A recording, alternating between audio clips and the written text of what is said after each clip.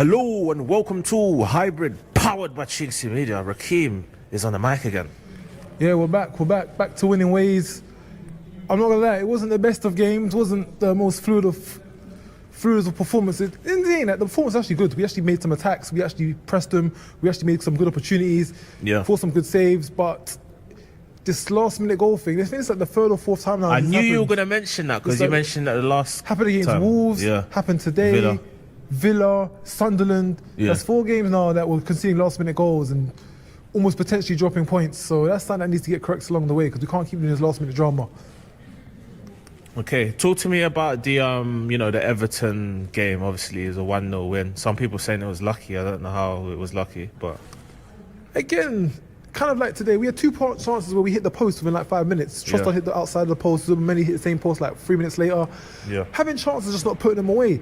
And today, in a game where we completely dominated, and they got 1 chance on goal and they score it, it brings up that score to 1-1 with Everton. In the last few minutes, every Arsenal fan's dreading him because we saw against Wolves. Again, Wolves, Everton and Palace, it's been the same pattern. We've pretty much dominated the game. They get 1 chance, score it, and now we're looking like we're almost in a bit of danger or potentially could be in danger. And against Everton, we scored from a penalty, which definitely was a penalty. But after that, it's a bit shabby, to score by penalty. Do you think we got lucky that the penalty, the Saliba thing, wasn't given against us? Do you think? What's your opinion on that? Do you know what? It is fortunate, but at the same time, I think it's one of those things in football which has been taken out of proportion. That shouldn't. It's like last year when Saliba against went Brighton for a header. And they could clash against Giles Pedro. I said that as well. They both went for the header. They clashed. The ball went off, but they called it a penalty. It's football. It's a contact sport. There's going to be points where you come together. On the weekend when Isaac scored the goal for Liverpool and he got tackled in the process, he got injured. Broke his leg. He broke his leg. That tackle was a completely fair tackle. And of course, sorry to Isaac, he's out for that time, but that was a fair tackle. You can't penalise the guy for playing a contact sport. Same way with Saliba knocked heads with Pedro, or on the weekend when Saliba again clashed with the defender. These aren't penalties, these aren't fouls. It's just players coming together because it's football. But I'm glad it wasn't called because it shouldn't be called. We did get fortunate because it does go in some games, it doesn't go in others. So yeah, bit of fortune to us, but you know what? We deserve it. We deserve it. Why not? Back in the semis. Back in the semis. Back in the semis. And it's ironic that we're back in the semis because last year, December, it was the exact same thing. We beat Crystal Palace in December 3-2. in the EFL Cup, Jesus hat-trick, at the Emirates to go through to the semis. You get Newcastle, and that was a horror show. It all fell apart. That was a horror show, It all fell apart. Yeah, bro. We don't talk about it anymore. Yeah, don't talk about that. So hopefully it's not, deja vu in some aspects, but hopefully it's not a full deja vu because now we've got Chelsea. Nice little London rivalry. Well, hopefully it's a deja vu from 2017 where we beat them in the semi-final to get to the final where we got whipped by Man City. Only part of that deja vu. We don't want to have the whole deja vu. Yeah, one half of it. But yeah, we got the clash with Chelsea after they beat us 1-1 at home. Beat us 1-1. Beat us 1-1 at home. So we're gonna have to. That's a new one, bro. Part 2 and part 3. So let's start to look forward to a nice, interesting clash. All right, boom. Liverpool watch. I've got a stat, we're always the team that is so-called bottlers over Christmas. We're always top at Christmas. Well, I've got a stat. Liverpool have actually been top 4 times in recent years at Christmas, and they've only got over the line twice. As we know, we've been top 3 times in recent years, and this is the 3rd or 4th one. As we know, narratives are created, stats are created to work in favour of certain teams, people's and opinions. And the narrative is generally against us. No one's shouting at Liverpool. No one's throwing shade on Liverpool. No one's calling out their criticisms. They've got one of their club legends, the pundit on Sky. They're never going to shade them. Same with Manchester United. They got a club legend there too. 2 of them actually. 2 of them, So it's always going to fall at North London Reds, who are going to get the shade of those stats on the harsher end. But you know what? We'll talk about Christmas, Champions League, Premier League, semi-finals of the EFL Cup. We're doing what we're meant to be doing. We can't focus on all the negatives. We're just going to keep pushing forward. Who's favourites for the Carabao Cup? I don't actually know because it's got Arsenal, City, Newcastle and Chelsea. Those are 4 solid teams. That could potentially be the top 4 this year in the Premier League, realistically. And don't forget, Newcastle got to 2 finals in 3 years. And Newcastle are the current holders. And if they win, there'll be 3 finals in 4 years. There we go. So this is big to them. This is real big to them. So who's the favourite? Just because, of course, we're top of the league and top of Europe, I'd say we are looking the favourites. Would you not say Man City will be favourites, courtesy that they've got easier game than us? We got... What, in the Carabao Cup or in the league? No. I was talking about Carabao Cup. Okay, World Cup. Yeah. So obviously, Man City are away at St James's first leg. We're at Stamford Bridge first leg. But I'm gonna think like a bookie. The bookie will probably say Man City are favourites because Newcastle aren't as good as Chelsea. What would you say to that? Do you know, when you put it like that, Yeah. I guess Newcastle is probably, on paper, Yeah. the weakest link. Yeah. So I think Man City are looking to go through, but at the same time, Newcastle are the holders, and they hold. This is I their first said that cup in last 17 year. I was years. actually hoping we get Newcastle, and look where that got us. This is their first trophy in 7 years, so they're going to Yeah. hold on to this as tightly as they can, not let go. So they're going to not let City just walk over them, because this is their biggest thing in like almost a century. So they're going to hold on to this. I don't think it's going to be an easy walkover. Yeah. It's like, do you know, I generally do think it could go for either. It could go either way. It can go either way. There's Which 4 one? The teams. Newcastle one? No, I mean all 4 teams. all It can four? be either team. You think? We're, like I said, these 4 teams are all the teams that could likely potentially finish top 4 in the Premier League Yeah. or top 5, because Newcastle are kind of slipping right now. Yeah. If any of these teams are to win, it's not a surprise. It's not like last year when Liverpool, Newcastle in the final, Liverpool were the heavy favourites. No, this time round, definitely, I do think any team has an even chance of winning. Of course, maybe Arsenal City might be the favourites, but I do think it's anyone's game. If you could pick one opponent in the final between Newcastle and Man City, who would it be? Remember, Newcastle dealt with us in semis last year, 2-0, 2-0.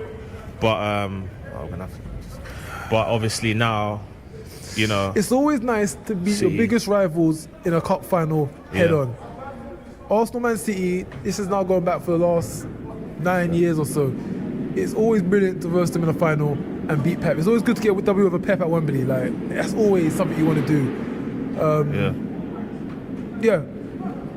Man City in the final. If I got to take one, You want revenge for 20, last 4 damn 2017? years. Yeah. If we get the final, it's just the 4 years. Oh, Also, man. you know, if we get Chelsea in the final, I prefer that.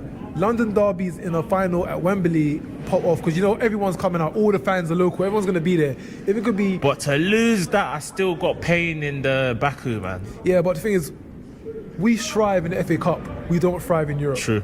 So they beat us in Baku. Then Yeah. literally a year later, we beat them at Wembley in the FA Cup final. So Yeah. we got our W back. We got our lick back. So True, and they ain't beaten us in a few years. I think it's 5 years now.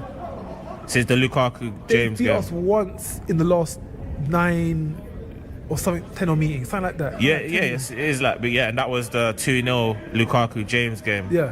Where I'll never forget what Lukaku said. They asked him, describe your performance in one word. And he said, dominant. Where is he now? Where is he now? It's dominant between Arsenal and Chelsea right by now. It's been dominant for the last 9 years. So yeah, he didn't lie. He didn't miss. All right, let's jump to the who's won the most league titles, right? So now we'll give the answers after it. So, Porto, Sporting, Benfica. Porto, Benfica. Inter Milan, Juventus, AC Milan. Juventus, Yep. Lyon, Marseille, Monaco. Marseille, Yep, 9. Okay, runners up most times between, because these all won 4. Aberdeen, Hearts, Hibs. Hearts, It's actually Aberdeen 17, Hearts 14, Hibs 6. I'm gonna lie, I was a complete guess. I had no idea about that one. I don't think I would have known that Like, as well, to be I honest. just picked a name out of a hat. Actually, I probably would have went for Aberdeen because back in the day they were big. Feyenoord, Ajax, PSV. What most or runners up? No, most wins. All of the rest are wins. Who's won the most league titles? Say it again. So Feyenoord, Ajax, PSV. Ajax. Yeah, Ajax won 36, PSV won 26. Yeah. Ajax back in the day were big. They were big time back in the Yeah. day. Galatasaray, Besiktas, Fenerbahce. Galatasaray. Yeah, but Galatasaray got 25, Fenerbahce got 19. Galatasaray, because back in the day, they were big back in the day. Yeah, back in the 90s, I was hearing about them from then. So they must have had something to keep them. They're a bigger club. They're by far Yeah. biggest club in Turkey, by the way. People think it's Fenerbahce. Some No, people. it's Galatasaray. Back in the day, you've been hearing about it from back in the day. They beat us in 2000 here as well. Remember that? In Try to get UEFA Cup final. Yes, they did. They Yeah, did. They mashed up the whole streets. Kanu. They came here and mashed up the whole streets. And Makandu was playing that game. Yeah. On penalties, I think. All right. Valencia, Athletic Club, Sevilla. Valencia. No, it's Athletic Club. Oh, okay. Yeah. You know, Sevilla have only won 1 league title in their history. Really? Yeah. All right, in Greece, AEK Athens, Panathinaikos, Olympiakos. Panathinaikos. Olympiakos have won 48 league titles, bruv. It's one of the two. Panathinaikos got 20. Okay. And Olympiakos are probably going to win it this season again. Germany, Schalke, Dortmund, Nuremberg. Dortmund. There's a reason Nuremberg's in there, because it's them. Nuremberg got 9 league titles. Dortmund got 8. My European history is not it. I would have got that wrong as well. I think that's a trick. People just assume Dortmund is second, but it's Nuremberg. And lastly, Standard Liège, Anderlecht, Club Brugge. Club Brugge. It's Anderlecht. They got 34. Club Brugge got 19. Learn a few new things today. Yeah, a couple of them ones I was shocked as well. All right, man. Talk to the internet before we go. Anything. 2025, moving on to 2026. Yo, it's been a good year. Been a good year for me personally. Been a good year football-wise. Good year for the channel. Yeah, come on. Channel's man. come up. We've all done our pieces. We've all done our thing. It's grown. It's evolved. Trust me. Moving forward, and like many other things, you know, we're gonna keep moving forward. Pick up a league title. Pick up a Champions League title. Channel gets bigger. More motion, more things and everything that we do out here. Content creating. Come on. All that kind of stuff. So yeah, we just keep it moving. On to the next year, on to the next week, on to Christmas, on to whatever comes along next to life. Come on. And yeah, we keep it moving. Always moving with motion. Always motion. More motion, more movement. I mean, I'm just praying that we do hit that milestone before the year's out. I mean, we should really, unless something drastically crazy happens, we should get to 5K before the end of the year. Well, we got this game, got the game on Saturday. Yeah. I thought the game on the Tuesday. Yeah, games coming thick and fast. 2 more games to go, so more opportunities to put some content. So yeah. Yeah, man. We get there from the beginning. Bow. Thanks for watching this video, guys. Don't forget to like, comment, share, and subscribe, and send super chats, people, man. Send super chats.